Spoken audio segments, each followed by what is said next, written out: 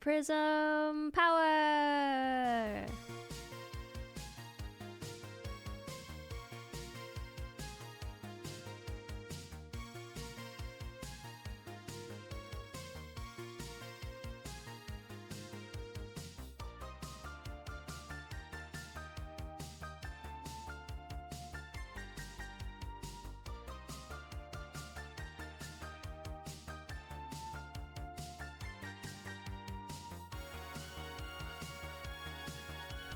Watson and I are emos at heart.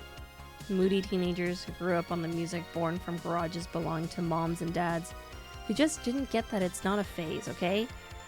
We're not big music buffs, but we like to collect vinyls and CDs of our favorite artists and go to the occasional concert. One of our first dates was actually at a One Republic concert, and it was really sweet of Watson to take me out like that, especially when we were both broke. And the only other concert I'd gone to was when I was 13, and William Hung was performing at Las Vegas, and my mom somehow got tickets for it.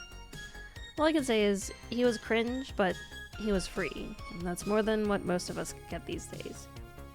Our most recent concert was to see My Chemical Romance at the Kia Forum, and man, was it an experience.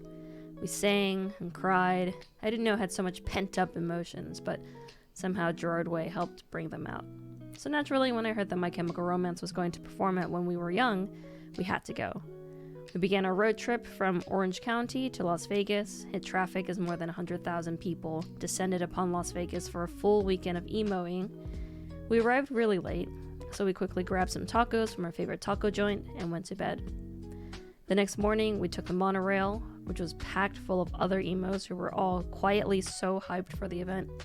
One thing I noticed was that the people were generally quiet. Unlike other concerts or Vegas events that we've been to, they weren't pre-gaming or were already drunk or obnoxiously loud with their friends hoping to get people's attentions. Actually, it seems most emos don't really go to concerts to get wasted. They're there to enjoy the music. And the whole monorail ride, Watson and I were happy to be amongst our people. Except for the one guy next to me who was already drunk and kept thrusting his beer at his friend.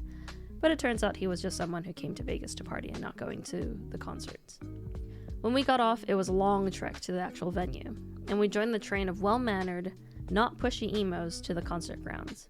I was always surprised by how orderly everyone was. There weren't people pushing to get in front of each other.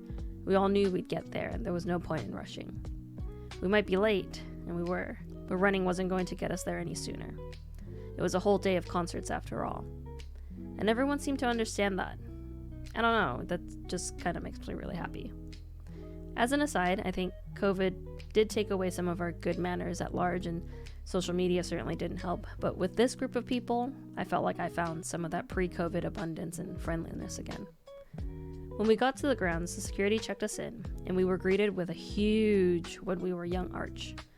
This was my first music festival, and I didn't know what to expect going into it other than, holy crap, I can't wait to see My Chemical Romance again.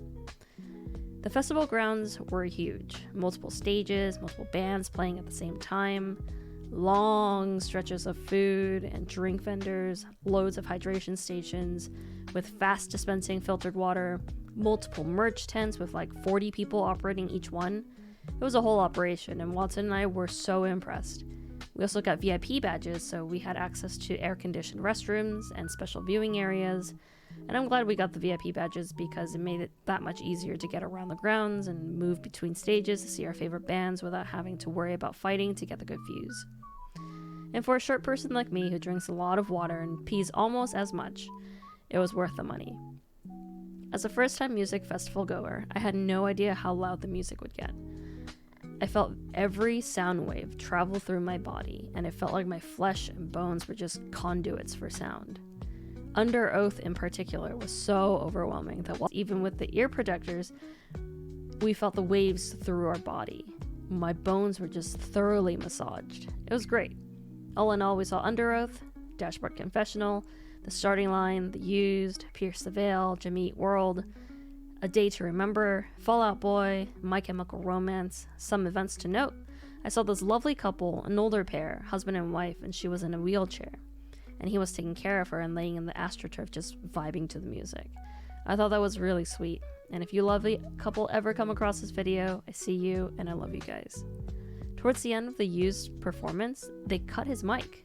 I guess he was running over his time, but I was surprised that they did that.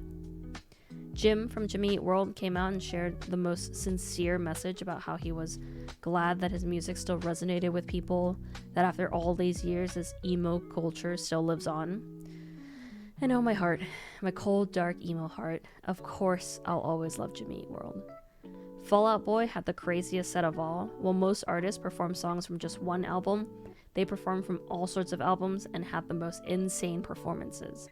Fireworks, fire, Pete Wentz and Patrick Stump went crazy, Wiz Khalifa came to sing See You Again with them, and then My Chemical Romance. Oh, My Chemical Romance. The pinnacle of my music development. The chef's kiss of chef's kisses.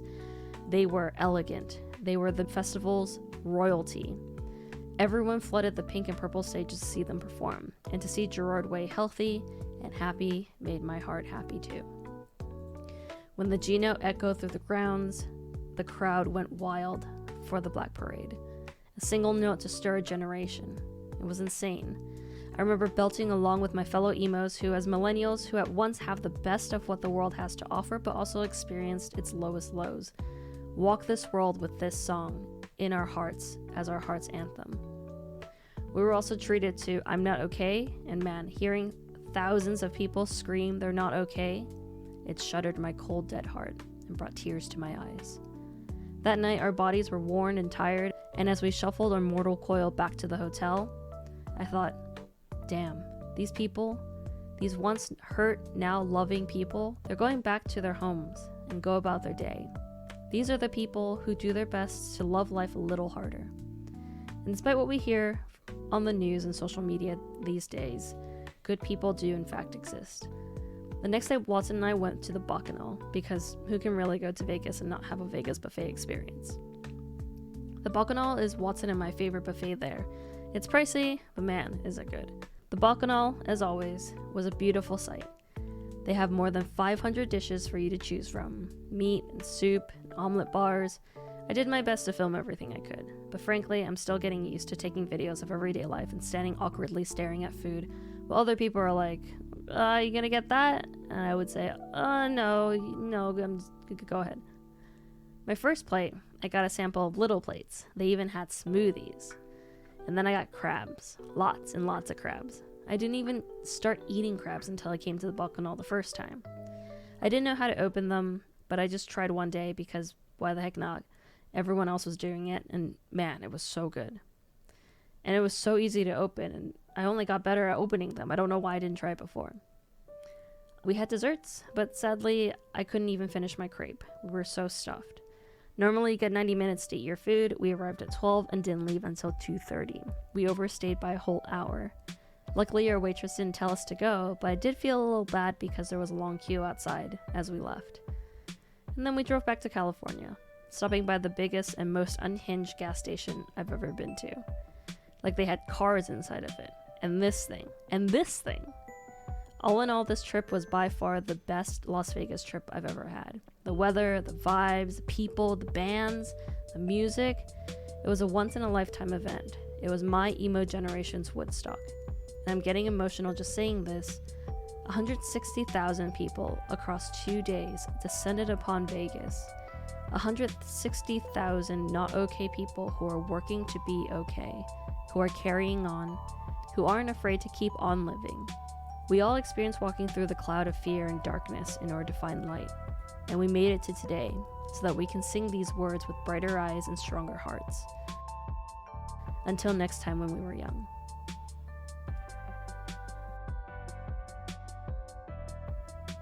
Thank you for watching until the end. This was definitely the most ambitious video to make by far. I learned a lot about Clip Studio Paint, which I picked up to do illustrations and animations for this channel.